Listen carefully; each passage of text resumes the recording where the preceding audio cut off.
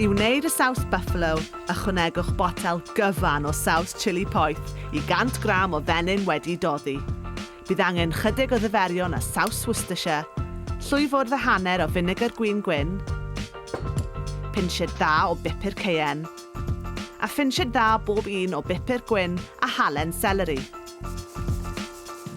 Gratiwch chydig o garlleg i'r saws a'i gymysgu tan mae'n dechrau berwi'n ysgafn. A dyna fe, ni'n barod am y cyw iar.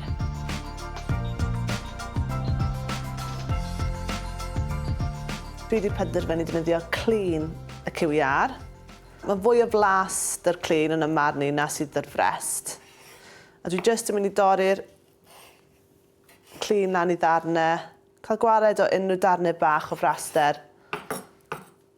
Dwi'n torri nhw I ddarnau digon o seis I fynd ar skewers bach, felly fe allwch chi defnyddio'r recipe yma fel canapés bach gwahanol.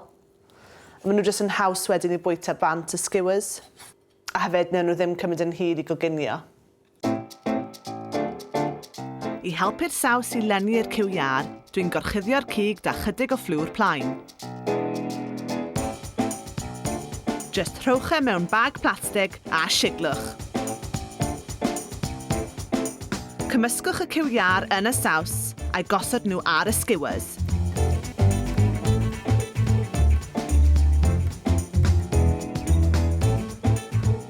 I'w hatal rhag sticio, mi fyddai'n ei rhoi ar bapur poddi.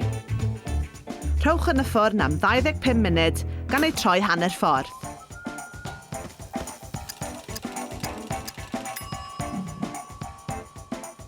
Tra bod rhain yn pobi, mae gen I amser I wneud dip I fynd gyda nhw. Mae'r dip caws glas yma yn mynd yn berffeth efo'r cyw iar buffalo.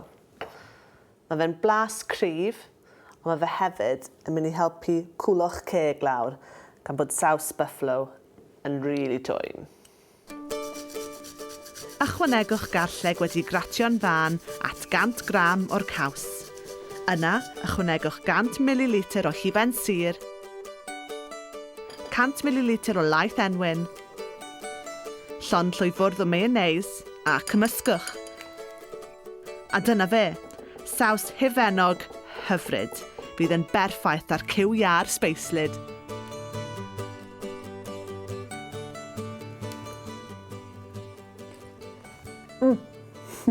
Be sy'n neis yw, chi ddim rili'n cael y chili gychwyn efo. Chili'n dechrau dod nawr. Mae fe'n adeiladu. O, mor flasus.